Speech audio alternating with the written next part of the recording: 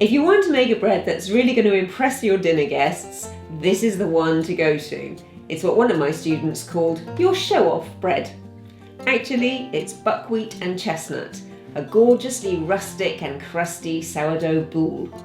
So here in the bowl we have chestnut flour, sorghum flour, ground linseed, potato and tapioca for volume, and some salt. My lovely buckwheat leaven is here. You can tell that it's risen since I mixed it first 5 hours ago this morning. It's got a lot of activity, plenty going on, and it's ready to mix into our dough. Now I'm preparing the gel. 275 grams warm water.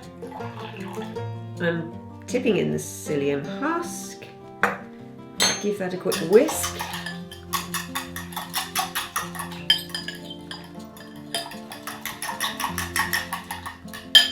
Now we're going to create the balance in our recipe, which is with agave,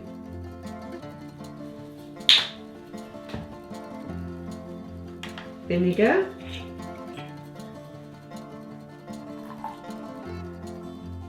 and olive oil.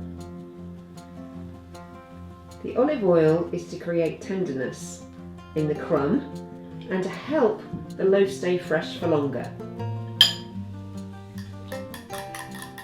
A quick mix to blend the dry ingredients, all the salt and our flours and our seeds. Tipping in the gel.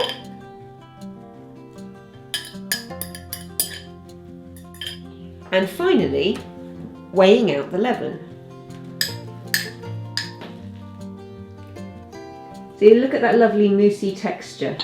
I have to say there is a slightly agricultural smell about buckwheat, and you mustn't worry, it's perfectly normal. Just try and think of it like French cheese. You know, they're a bit stinky, but oh so delicious. So, carry on the good work. I'm going to use my hands just because I love the feel of this dough.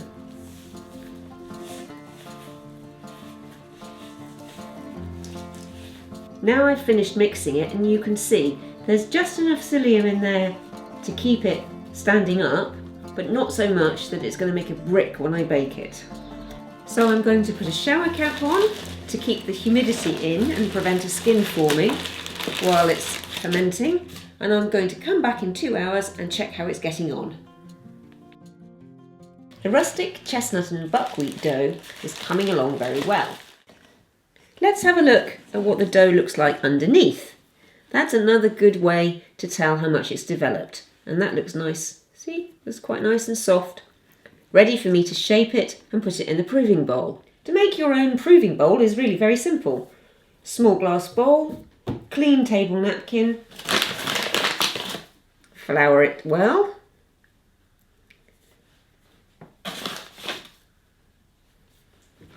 Shape your loaf. You want it to be tall. Shape your loaf.